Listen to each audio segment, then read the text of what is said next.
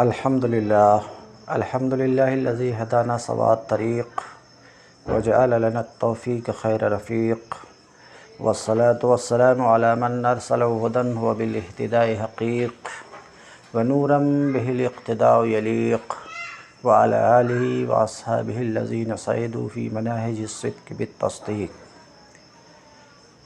اما بعد، فاعوذ باللہ من الشیطان الرجیم. بسم اللہ الرحمن الرحیم. رب اشرح لی صدری ویسر لی امری واحلل عقدۃ من لسانی یفقہوا قولی. باب العلم انواریہ ایجوکیشنل سوسائٹی و جامعہ انواریہ حیدرآباد انڈیا کے زیر اہتمام السراجی فی المیراث کا درس الحمدللہ قسط وار جاری ہے. آج کا درس اسبات کے بیان میں ہے. باب الاسبات، یہ اسبات کا باب ہے. اسبات جمع ہے اسبا کی، اور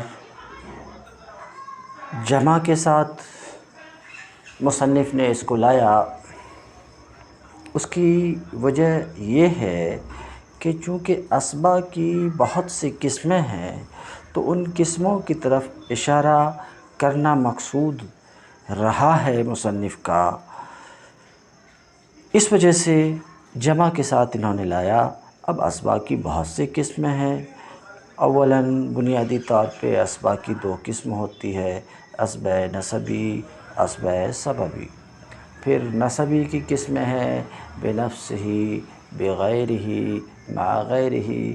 تو کئی قسمیں ہیں، اس وجہ سے جمع کے ساتھ مصنف نے لایا اور کہا باب الاسبات، یہ اسبات کا باب ہے. اس سے پہلے کتاب کے ابتدائی حصے میں ہی تقریباً اسبا کی تعریف گزر چکی ہے.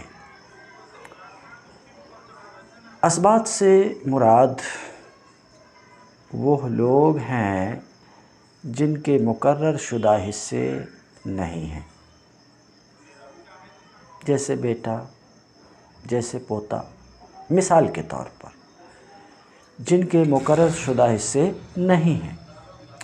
البتہ اصحاب فرائض سے جو بچتا ہے انہیں ملتا ہے، اور اگر اصحاب فرائض نہ ہوں تو تمام مال انہی میں تقسیم ہو جاتا ہے. تو ما سبق میں گزرا کہ یہ وہ لوگ ہیں، یہ وہ وارثین ہیں جن کے مقرر شدہ حصہ نہیں ہیں. البتہ اصحاب فرائض سے جو بچتا ہے انہیں ملتا ہے، اور اگر اصحاب فرائض نہ ہو تو مال انہی میں تقسیم ہو جاتا. یہ ہیں اسبات. کہتے ہیں باب الاسبات، یہ اسبات کا باب ہے. الاسبات النسبیہ، ما سبق سے اشارہ ہو چکا ہے ما سبق میں کہ اسبا دو طرح کے ہیں. ایک اسبات نسبیہ اور دوسرے اسبات سببیہ، اسبہ سببی. اب رہی اسبہ نسبی، اس سے کون مراد ہے؟ تو اسبہ نسبی سے مراد وہ رشتہ دار ہیں جن کے مقرر حصے نہیں ہیں، بلکہ اصحاب فرائض سے اگر کچھ بچتا ہے تو انہیں ملتا ہے. یہ ہیں اسبات نسبیہ. تو اسبہ نسبی سے مراد وہ رشتہ دار جن کے مقررہ حصے نہیں ہیں، بلکہ اصحاب فرائض سے کچھ بچتا ہے تو انہیں ملتا ہے.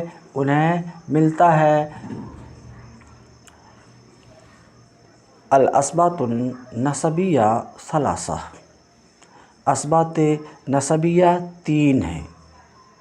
نسبی اسباب 3 ہیں، یعنی اسباب نسبیہ کی 3 قسم ہیں۔ کیا کیا؟ اسباب نفسہ، اسباب غیرہ، اسباب مع غیرہ، یہ 3 قسمیں ہوئی۔ تو اب تک جو کچھ میں ذکر کیا میں ایک بار پلٹا دیتا ہوں۔ اسباب جمع کے ساتھ مصنف لا کے اسباب کے تنوع کی طرف اشارہ کرنا چاہتے ہیں۔ پھر اسباب کی 2 قسم ہوئی، اسباب نسبیہ، اسباب سببیہ۔ اسباب نسبی کی 3 قسمیں ہیں، اسباب نفسہ، اسباب غیرہ، اسباب مع غیرہ۔ اما الاسباب بنفسہ فکل ذکر لا تدخل فی نسبتہ الی المیت انثی۔ اسباب بنفسہ تو وہ مرد ہے جس کی میت کی طرف نسبت کی جائے تو درمیان میں کوئی عورت نہ آئے، کہ جب اس کی میت کی طرف نسبت کی جائے تو درمیان میں کوئی عورت نہ آئے، وہ اسباب بنفسہ ہی ہے۔ مثال کے طور پر بیٹا، یہ اسباب بنفسہ ہی ہے۔ بیٹا کا تعلق میت یعنی باپ سے بغیر کسی عورت کے واسطے سے ہے، تو بیٹا اسباب بنفسہ ہی ہے۔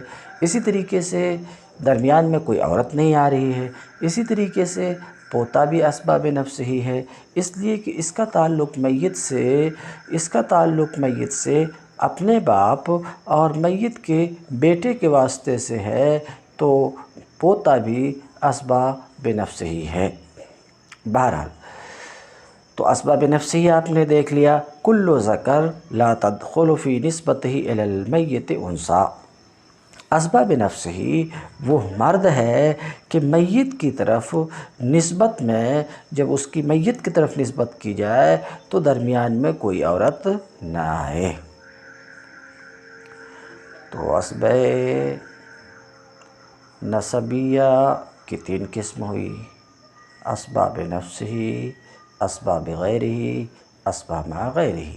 اسباب نفسہ وہ مرد جس کی میت کی طرف نسبت کی جائے تو درمیان میں کوئی عورت نہ آئے۔ وہم 4 اصناف۔ اسباب نفسہ کی 4 قسمیں ہیں، جزء میت، اصل میت، میت کے باپ کا جز، میت کے دادا کا جز۔ اس کو دوسرے لفظ میں بول سکتے ہیں، جزء میت، میت، اصل قریب کا جز، اصل بعید کا جز۔ یہ 4 طرح کے اسباب بنفسہ ہی ہیں۔ جزء میت میں کون ہے؟ میت کا بیٹا، پوتا نیچے تک، پڑ پوتا نیچے تک، یہ جزء میت ہے۔ بیٹا، پوتا، پڑ پوتا اس سے بھی نیچے، یہ جزء میت ہے۔ یہ اسباب نفسہ ہی کی 1 قسم ہوئی۔ دوسری قسم اصل میت۔ اصل میت میں کون ہے؟ میت کا باپ، دادا، پردادا، اوپر تک، یہ میت کی اصل ہے، یہ دوسری قسم ہوئی۔ میت کے باپ کا جز، میت کے باپ کے جز میں کون ہوگا؟ میت کا بھائی، میت کے بھائی کے بیٹے، بھائی کے بیٹے کے بیٹے، یہ میت کے باپ کا جز ہے، اسے بول سکتے ہیں اصل قریب کا جز ہے۔ یہ 3 قسمیں ہو گئی۔ اصل بعید کا جز یعنی میت کے دادا کا جز، اس میں کون ہے؟ چچا ہے، پھر چچا کے بیٹے ہیں، پھر چچا کے بیٹے کے بیٹے ہیں نیچے تک۔ تو اسباب نفسہ ہی کی یہ 4 قسمیں ہیں، کہتے ہیں وہم 4 اصناف۔ اور اسباب نفسہ ہی کی 4 قسمیں ہیں، نمبر 1 جزء میت یعنی میت کا بیٹا پوتا وغیرہ نیچے تک۔ نمبر 2 اصل میت یعنی باپ، دادا، پردادا۔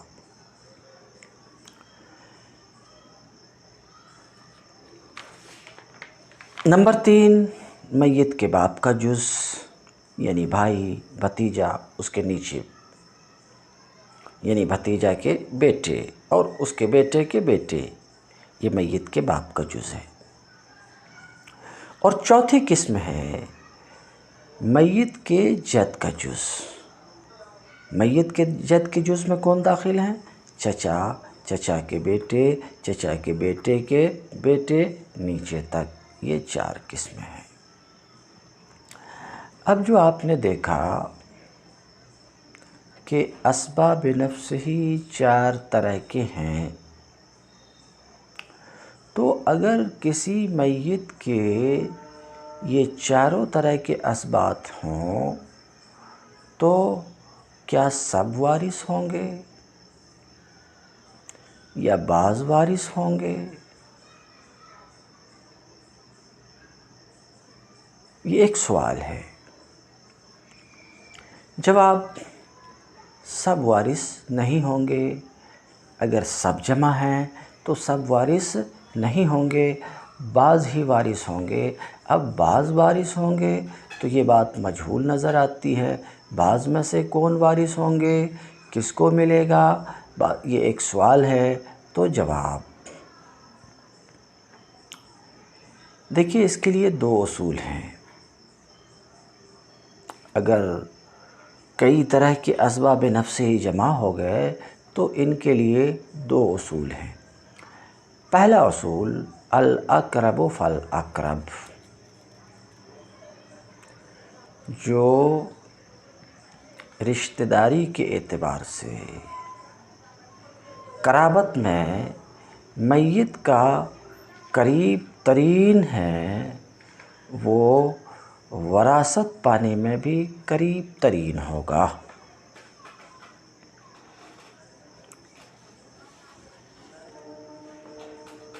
جو قریب ترین ہے وہ وراثت پانے میں قریب ترین ہوگا۔ اس کو آپ یوں سمجھیے کہ مثال کے طور پر میت کے بیٹے ہیں، پوتے ہیں، پڑپوتے ہیں، یوں ہی باپ ہے، دادا ہے، یوں ہی بھائی ہے، بھتیجا ہے، یوں ہی چچا ہے، چچا کے بیٹے ہیں، تو سب وارث نہیں ہوں گے۔ اس میں الاقرب فالاقرب، جو قریب ترین ہوگا وہ وارث ہوگا۔ قریب ترین کون ہے؟ تو ترتیب اس میں یہ ہے کہ جزء میت اقرب ہے، اس کے بعد اصل میت، پہلی قسم میں آ رہے ہیں جزء میت، دوسرے میں آ رہے ہیں اصل میت، تیسرے میں آ رہے ہیں میت کے جز، دوسرے میں پہلے میں ہے جزء میت، دوسرے میں ہے اصل میت، تیسرے میں میت کے باپ کا جز تیسری قسم ہے، اور چوتھی قسم ہے میت کے دادا کا جز۔ یہ 4 قسمیں ہیں۔ تو یہ چاروں قسم کے اسباب اگر جمع ہو جائیں، چاروں طرح کے اسباب جمع ہو جائیں تو ان میں ترتیب کیا ہوگی؟ تو یاد رکھیے، پہلی قسم کے اسباب کی موجودگی میں دوسری قسم کے اسباب وارث نہیں ہوں گے۔ یعنی پہلی قسم کے لوگ موجود ہیں تو ایسی صورت میں دوسری قسم کے لوگ اسباب نہیں ہوں گے۔ اسی طریقے سے پہلی قسم کے نہیں ہیں، دوسری قسم کے ہیں، تو دوسری قسم کے لوگ موجود اگر ہیں تو تیسری قسم کے لوگ اسباب نہیں ہوں گے۔ یوں ہی تیسری قسم کے لوگ اگر موجود ہیں تو چوتھی قسم کے لوگ اسباب نہیں ہوں گے۔ اب اس کو ذرا مثال سے دیکھ لیتے ہیں۔ مثال کے طور پہ میت کا بیٹا ہے جز، اور میت کا باپ ہے تو پہلی قسم ہے میت کا بیٹا، تو میت کا بیٹا اسبا ہوگا، اس کی موجودگی میں میت کا باپ اسبا نہیں ہوگا۔ دوسرے میں آئیے، میت کا بیٹا نہیں ہے، میت کا باپ ہے اور میت کا بھائی ہے، تو میت کا باپ دوسری قسم ہے۔ میت کے باپ کی موجودگی میں، میت کے دادا کی موجودگی میں، میت کے پردادا کی موجودگی میں میت کا بھائی اسبا نہیں ہوگا۔ یہ دو قسم کے لوگ نہیں ہیں، میت کا بھائی ہے یا بھتیجا ہے، تو ان کی موجودگی میں چچا اور چچا کے بیٹے اسبا نہیں ہوں گے۔ بہرحال کئی قسم کے اسباب نفس ہی اگر جمع ہو جائیں تو ان میں ترتیب یہی ہوگی کہ میت کا جو جز ہے اسے ترجیح ہوگی میت کے اصل پر، یوں ہی میت کی جو اصل ہے اسے ترجیح ہوگی کس کے اوپر؟ میت کے باپ کے جز پر، یوں ہی میت کے باپ کے جز کو ترجیح ہوگی میت کے دادا کے جز پر۔ یہ رہی بات۔ تو دو اصول ہے، ایک ہے الاقرب فالاقرب، جو قریب ترین ہے قرابت کے اعتبار سے، وہ میراث میں بھی، میراث کا بھی زیادہ حقدار ہوگا۔ یہ تو پہلا اصول ہے۔ اب اس اصول پر ایک آدھ مثال اور ہم سامنے رکھ لیتے۔ مثال کے طور پہ میت کا بیٹا ہے، میت کا پوتا ہے، تو اقرب بیٹا ہے، بیٹا کی موجودگی میں پوتا اسبا نہیں ہوگا۔ یوں ہی میت کا پوتا ہے اور پڑ پوتا ہے، تو پوتا کی موجودگی میں پڑ پوتا اسبا نہیں ہوگا، ایک بات ہوئی۔ یوں ہی میت کا باپ ہے، میت کا دادا ہے، تو باپ اقرب ہے دادا سے، اس لیے باپ اسبا ہوگا، دادا اسبا نہیں ہوگا۔ یوں ہی باپ تو نہیں ہے، میت کا دادا ہے، میت کا پردادا ہے، دادا اقرب ہے پردادا سے، تو دادا اسبا ہوگا، پردادا اسبا نہیں ہوگا۔ یوں ہی یہ نہیں ہے، میت کا بھائی ہے اور میت کا بھتیجا ہے، تو درجہ کے اعتبار سے قریب ترین میت سے بھائی ہے نہ کہ بھتیجا، تو بھائی اسبا ہوگا، بھتیجا اسبا نہیں ہوگا۔ یوں ہی یہ سب نہیں ہے، میت کا چچا ہے اور چچا کے بیٹے ہیں، تو درجہ کے اعتبار سے قریب ترین چچا ہے، اس لیے چچا اسبا ہوگا اس صورت میں جب کہ میت کا چچا ہے اور چچا کے بیٹے ہیں، تو چچا اسبا ہوگا، چچا کا بیٹا یا چچا کے بیٹے اسبا نہیں ہوں گے۔ تو ترجیح جو ہوگی تو قرب درجہ کے اعتبار سے ہوگی۔ اگر کئی قسم کے اسباب جمع ہوئے تو ترجیح قرب درجہ کے اعتبار سے جو درجے میں میت سے قریب ترین ہوگا وہی میراث یا اسبا بنے گا، اور جو دور والا ہوگا وہ اسبا نہیں بن سکے گا۔ تو ترجیح کے سلسلے میں ایک اصول تو یہی ہے، مگر اگر ایسا ہو کہ درجے کے اعتبار سے برابر ہے،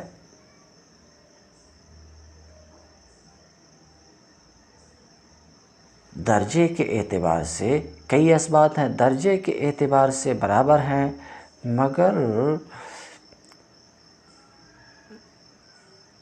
قرابت کے قوت و ضعف میں فرق ہے، تو ایسی صورت میں قوت قرابت کے اعتبار سے ترجیح ہوگی۔ مثال کے طور پہ میت کا ایک عینی بھائی ہے، عینی بھائی کو اب ہم حقیقی بھائی بولا کریں گے، کیونکہ عینی بھائی سب کو سمجھ میں نہیں آتے۔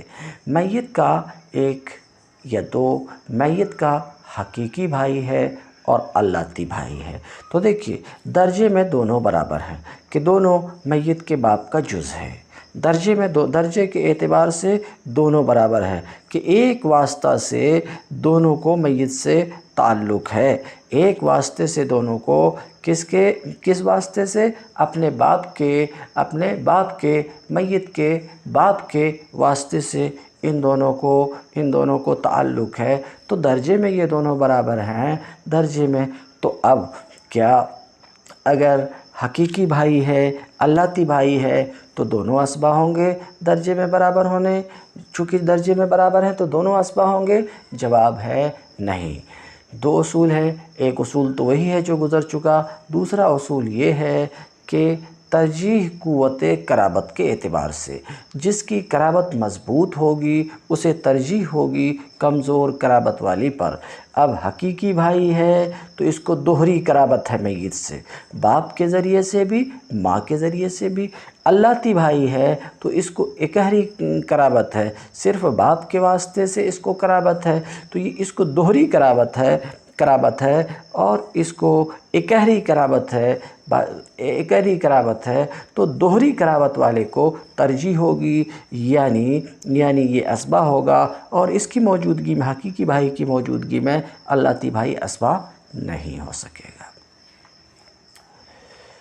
تو اب تک اتنی دیر میں جو کچھ بیان کیا 2 منٹ میں اس کو سمیٹتا ہوں کہ یہ اسبات کا باب ہے، اور اسباب کئی طرح کے ہوتے ہیں، نسبی بھی اور سببی بھی۔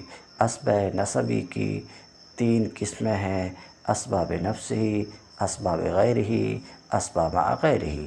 اسباب بنفسہی کی 4 قسمیں ہیں، جزء میت، اس میں بیٹا پوتا نیچے تک، یعنی پڑ پوتا وغیرہ آتا ہے۔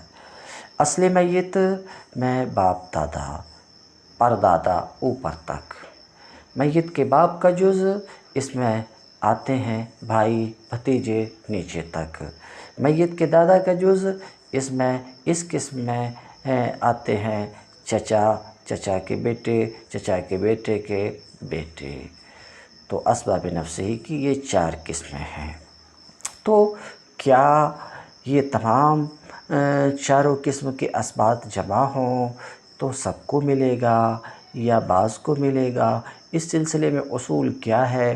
تو 2 اصول ہے۔ نمبر 1 الاقرب فالاقرب، جو میت سے قریب ترین ہوگا وہ اسباب بننے میں، میراث پانے میں بھی قریب ترین ہوگا، یعنی پہلی قسم کے لوگوں کو دوسری قسم پر ترجیح ہوگی، اسی طریقے سے دوسری قسم کے لوگوں کو تیسری قسم پر ترجیح ہوگی، اور تیسری قسم کے لوگوں کو چوتھی قسم پر ترجیح ہوگی، یعنی پہلی قسم کی موجودگی میں دوسرا قسم اسبا نہیں ہو سکے گا، پہلی قسم کے لوگ ہی اسبا ہوں گے علی ھذا القیاس آخر تک۔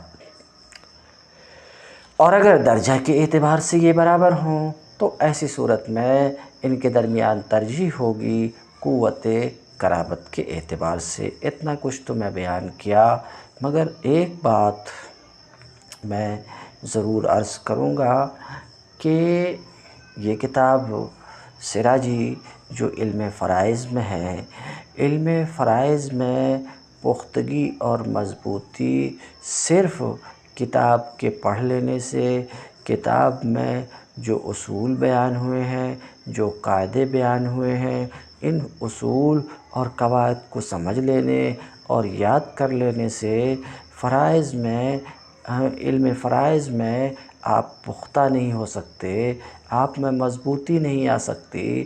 علم فرائض میں پختگی اور مضبوطی کے لیے، اس فن میں مضبوط بننے کے لیے، پختہ ہونے کے لیے یہ تو ضروری ہے ہی کہ جو اصول اور قوانین ہیں انہیں آپ محفوظ کریں، انہیں یاد کریں، یہ تو ضروری ہے ہی، مگر اس سے بھی زیادہ ضروری ہے کہ وہ اصول جنہیں آپ پڑھیں اور یاد کریں، ان اصول پر پریکٹس بھی کریں۔ یعنی آسان لفظ میں صرف تھیوری سے کام چلنے والا نہیں ہے۔ 1 گھنٹہ تھیوری ہو تو 3 گھنٹہ پریکٹس ہونی چاہیے، تب آپ کو علم فرائض میں پختگی آئے گی اور اس کتاب سے کما حق ہو فائدہ اٹھا سکیں گے۔ اس سے پہلے میں کچھ مسائل کی پریکٹس کرانے کی کوشش کیا تھا، مگر جب میں اصحاب فرائض کے بیان کو شروع کیا تو چونکہ لاک ڈاؤن کا پیریڈ تھا اور وہ اب بھی ہے، دکانیں بند تھی، میرے پاس بورڈ کی سہولت نہیں تھی، اس وجہ سے میں پریکٹیکلی یعنی مسئلے کو بورڈ پر بنا کر کے پیش نہیں کر سکا تھا۔ ہاں، اس سے پہلے کے 2 سبق میں بورڈ دستیاب ہو گیا تھا، تو ان 2 سبقوں میں بورڈ پر مسائل لکھ کر بتانے کی کوشش کی تھی، مگر اس وقت میں یہ بھی وعدہ کیا تھا کہ جب کل اصحاب فرائض کا بیان ہو جائے گا، اصحاب فرائض کی تفصیل سے ہم فارغ ہوں گے، تو اصحاب فرائض میں سے وہ حضرات اور وہ خواتین جن کے مسائل کو میں پریکٹیکلی پیش نہیں کر سکا ہوں، بورڈ پر لکھا کر نہیں دکھا سکا ہوں، انشاءاللہ ان کے مسائل بورڈ پر لکھ کر کے میں دکھاؤں گا۔ میں یہ وعدہ کیا تھا، اس وعدہ کے تحت 6-7 لوگ بچے ہوئے ہیں، تو میں چاہتا ہوں کہ ان کے حالات تو میں بتا ہی چکا ہوں، حالات نہیں بتاؤں گا، صرف مسئلہ بورڈ پر لکھ کر آپ کو دکھلا دیتا ہوں، تاکہ آپ ان مسائل کو دیکھ کر کے یہ بھی سمجھیں کہ مسئلہ کیسے بنتا ہے، اور اسے لکھ کر اپنی کاپی میں رکھیں اور پریکٹس کریں۔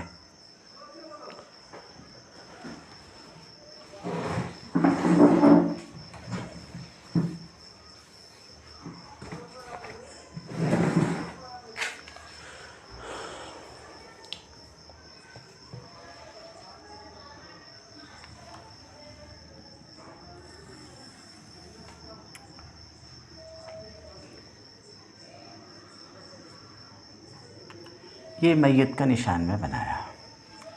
اب اصحاب فرائض میں 4 مرد ہیں، 8 عورت۔ 4 مرد میں پہلا ہے باپ کے حالات آپ پڑھ چکے۔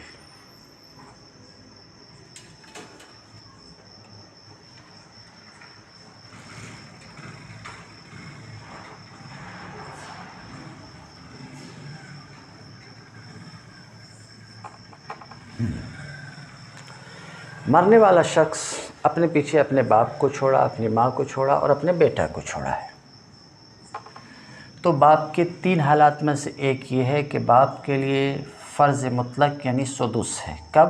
جب کہ میت کی کوئی اولاد، بیٹا بیٹی، پوتا پوتی، یہاں میت کا بیٹا ہے، میت کے بیٹا کی موجودگی میں باپ کے لیے سدس ہے، تو یہ مسئلہ بنے گا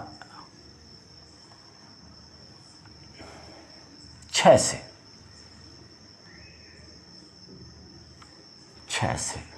یہ 6 سے کیوں بن رہا ہے مسئلہ؟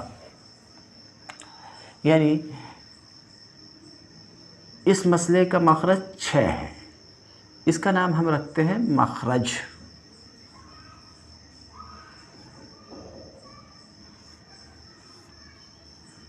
اسے ہم کہتے ہیں مخرج مسئلہ۔ مخرج کیا ہوتا ہے؟ مسئلے کا مخرج کیا ہوتا ہے؟ وہ چھوٹے سے چھوٹا عدد، مثلا وہ چھوٹے سے چھوٹا عدد جس عدد سے اس کے تمام وارثین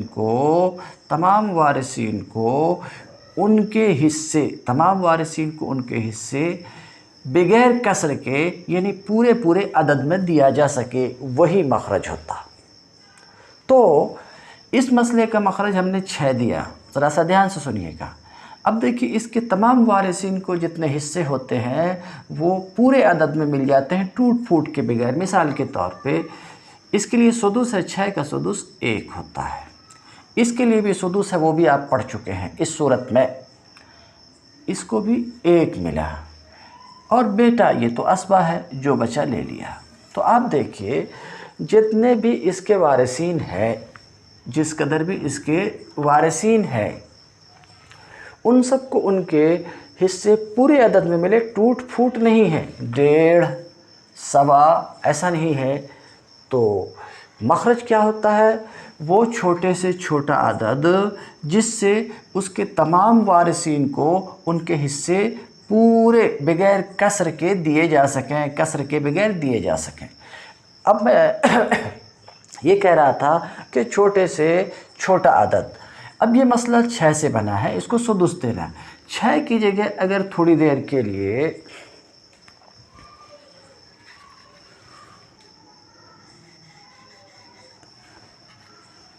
हम अगर 12 रख दें तो भी बराबर बराबर बढ़ जाता है।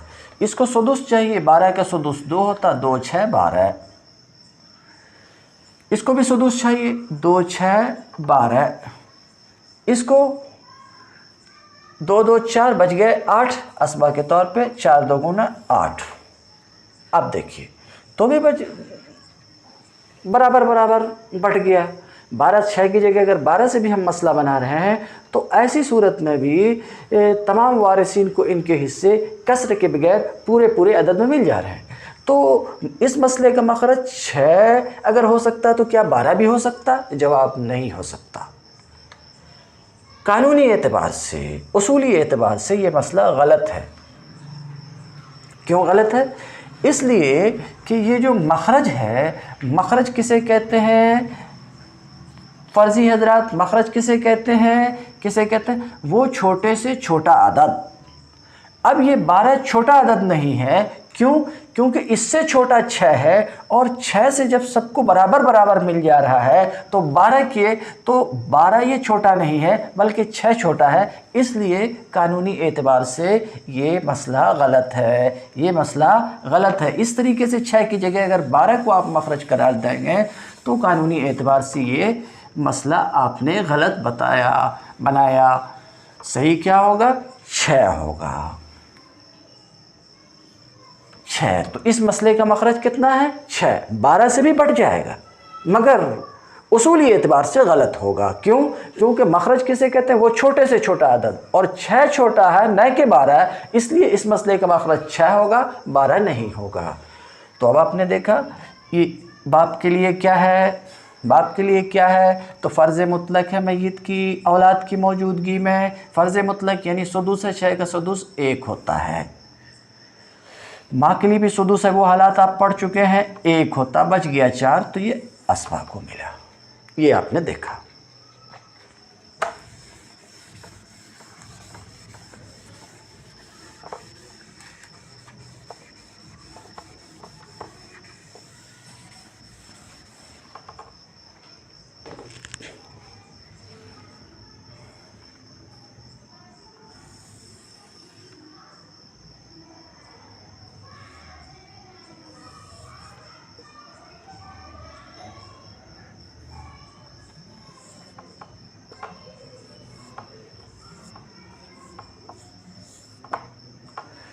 मरने वाला शख्स अपने बाप को छोड़ा है और अपने पोते को छोड़ा है, तो बाप को क्या मिलेगा?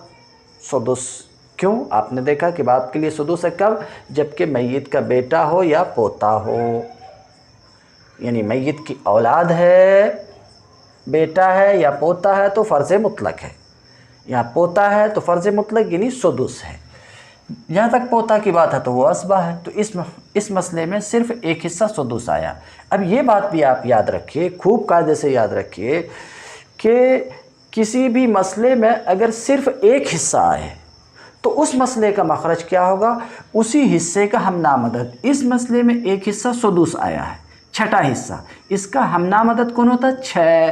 तो इस मसले का मखरज होगा 6। इस मसले का मखरज होगा 6। क्यों? क्योंकि इस मसले में सिर्फ एक हिस्सा आया है, छठा हिस्सा, बाप के लिए छठा हिस्सा, ये तो असबा है। तो अगर किसी मसले में सिर्फ एक हिस्सा आए तो मसले का मखरज उसी हिस्से का हमनामदद होगा। तो छठा हिस्से का हमनामदद 6, इसलिए इस मसले का मखरज 6 है। 6 का सुदुस 1 होता है और जो बच गया वो असबा को मिलेगा। ये रहा।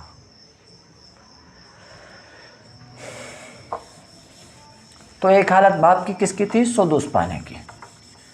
एक हालत सुदुस पाने की। सुदुस कब मिलता? जब मैयत का बेटा है, पोता है, नीचे तक पड़पोता है, सकड़ पोता है, तो ऐसी सूरत में सुदुस है। दूसरी हालत थी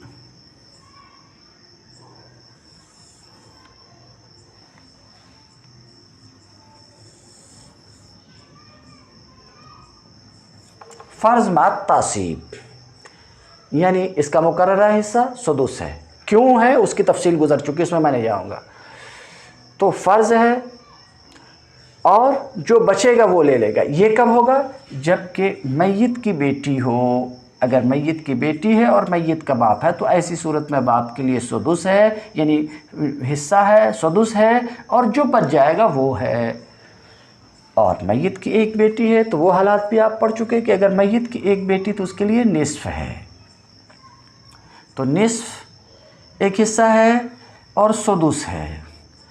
सुदुस ये छोटा हिस्सा है, निस्फ़ बड़ा हिस्सा है। इस मसले का मखरज भी 6 होगा। कानून तो हम बाद में बताएंगे। 6 का सुदुस 1 होता है, 6 का निस्फ़ 3 होता है। तो हिस्से के तौर पे इसको निस्फ़ मिल गया, 6 का निस्फ़ 3 होता है, 3 मिल गया।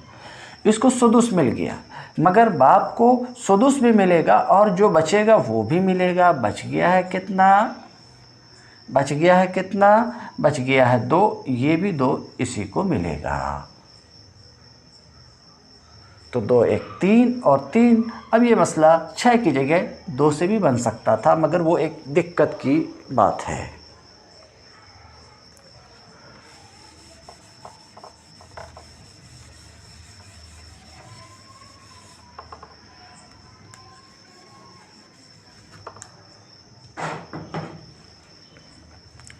अब की जगह अगर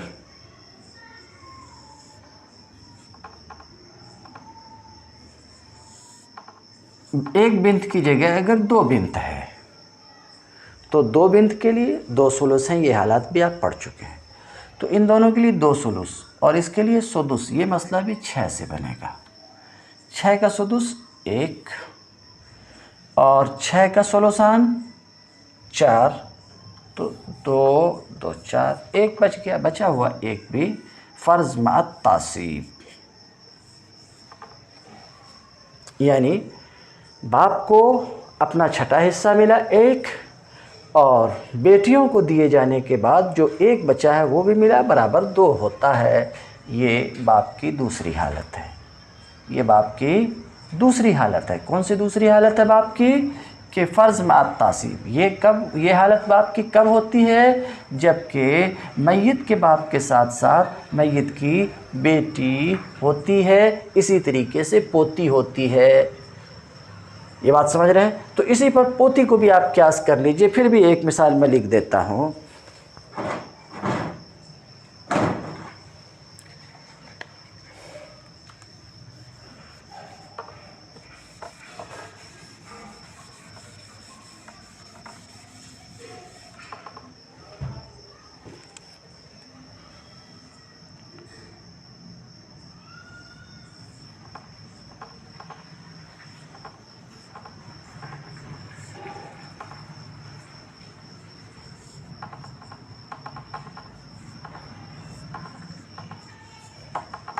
यानी मैयत का बाप है, उसकी 2 पोतियाँ हैं। तो पोती की मौजूदगी में यानी मैयत का बाप है और पोती है, पोतियों की मौजूदगी में बाप के लिए क्या है? फ़र्ज़ मात तासीब। ये मसला भी 6 से बनेगा। सुदुस इसको दे दिया और 2 सुलुस इन दोनों के लिए होगा, यानी 2 पोतियों के लिए 2 2 4, बचा हुआ 1 ये भी इसको मिलेगा, बराबर 2। तो पूरी जायदाद 6 हिस्से में हुई। 6 हिस्से में से 1 पोती को 2, 1 पोती को 2 और बाप को 2। अब इसकी जगह इस जायदाद को 3 हिस्से में भी कर सकते हैं।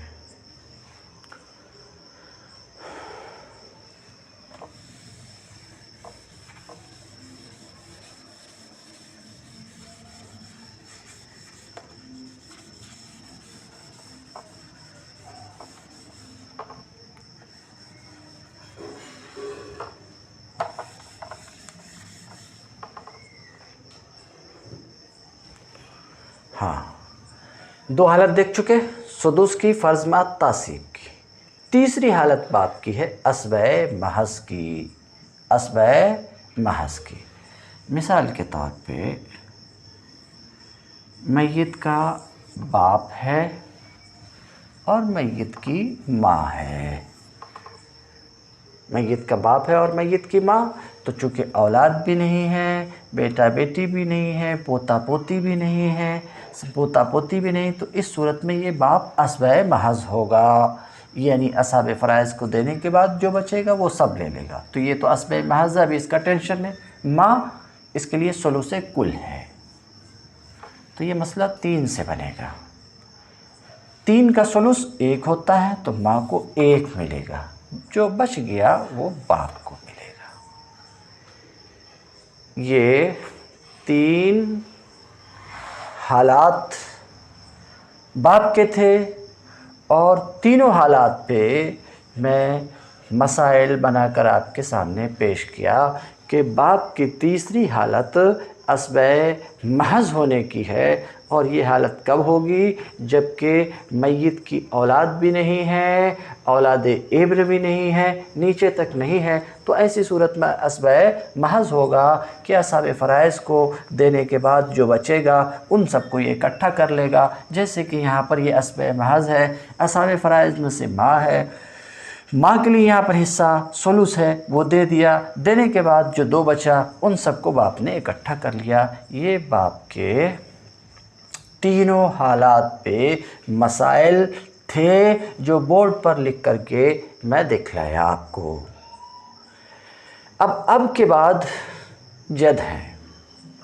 میں آج اپنی گفتگو کو یہیں پر روکتا ہوں، اس بات کی تصریح کرتے ہوئے کہ جد کے حالات بالکل باپ کی طرح ہی ہیں، صرف ذرا سا اضافہ ہے، یعنی باپ کے 3 حالات، جد کے یہ 3 حالات کے بعد ایک اور حالت ہے سقوط کی۔ باقی جو 3 حالات اب کے ہیں وہ 3 حالات جد کے بھی ہیں، جد کے یعنی دادا کے بھی ہیں، پردادا کے بھی ہیں، وہی 3 حالت ایک حالت بڑھ کر کے ہے، یعنی محروم ہونے کی، وہ کم جب کہ میت کا باپ موجود ہو، تو ایسی صورت میں دادا محروم ہوتا ہے۔ اس کو کل انشاءاللہ میں بیان کروں گا۔ وآخر دعوانا الحمدللہ رب العالمین۔